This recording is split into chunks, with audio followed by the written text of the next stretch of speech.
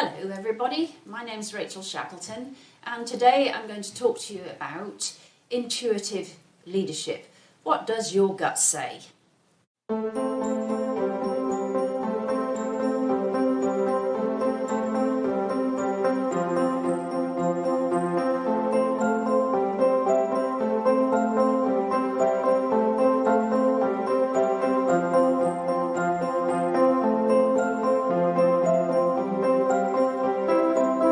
In today's world, when we have a problem, we invariably go to our logic, our rationale, our experience, what have we done before to help to solve this problem.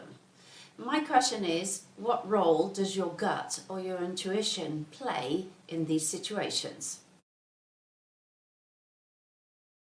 So when we look at intuition, when we look at it under the umbrella of a neurocognitive model, what we see is there are two aspects to this. There is the deliberative intuition, which is the mental capacity, your thinking, your logic, your rationale, pulling on experience and all the cognition that goes around that. Then we have the creative intuition, and this is about the emotional aspects, it's about the creativity, it's about your gut feel, and all the issues that perhaps are more difficult to measure when it comes to how we use them in a problem-solving and decision-making situation.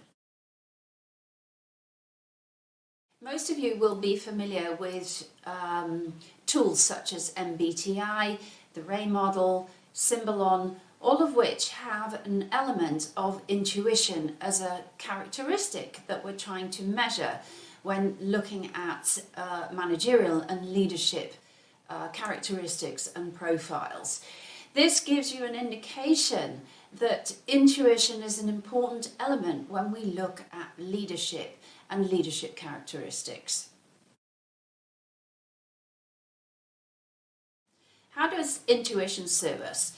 So a survey and some research that was done into emergency doctors in hospitals by Cogit and Keller found that these doctors are using intuition in the circumstances under emergencies to make a quick assessment, for example, sick or not sick, to get a eureka moment, to understand, okay, this is what we need to do in this situation, and to understand quickly where to go in the situation that's facing them.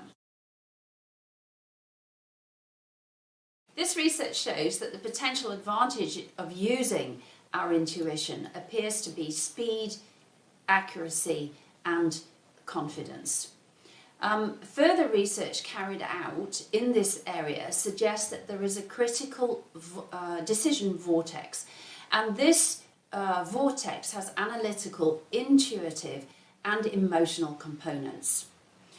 Cogit, who did the research, further suggests that exclusion of our intuitive decision-making or any of these three components will reduce accuracy and speed.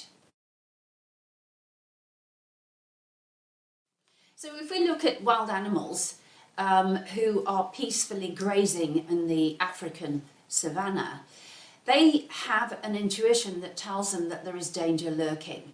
And when that intuition kicks in, they of course become alerted, they get into the fight or flight response and react accordingly. They either run away or the danger was false and they just go back to gently grazing. This suggests, therefore, that intuition is not something that we bring on now and again. It is actually a sixth sense which is inbuilt to all of us.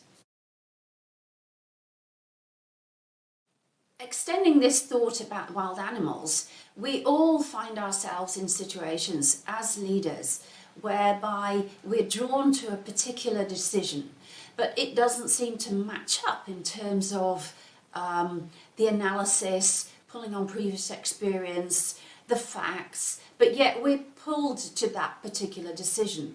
This is clearly what we would term as our sixth sense or our intuition, which is comparable to that of the wild animals grazing on the African savannah. Therefore, I think what we're saying here, and certainly what Coget is saying here, is that we cannot afford to ignore our intuition as leaders. Yes, we need the rational side, we need the directive intuition that looks at the facts, pulls on previous experiences, analyses the situation, thinks it through logically. However, we cannot afford to not pull on our intuition as well. As opposed to pull, perhaps not listen to our intuition, not listen to the emotion that might be coming through in relation to a particular situation. As Coget says, if we reduce any of the three factors, we run the risk of reducing accuracy and speed.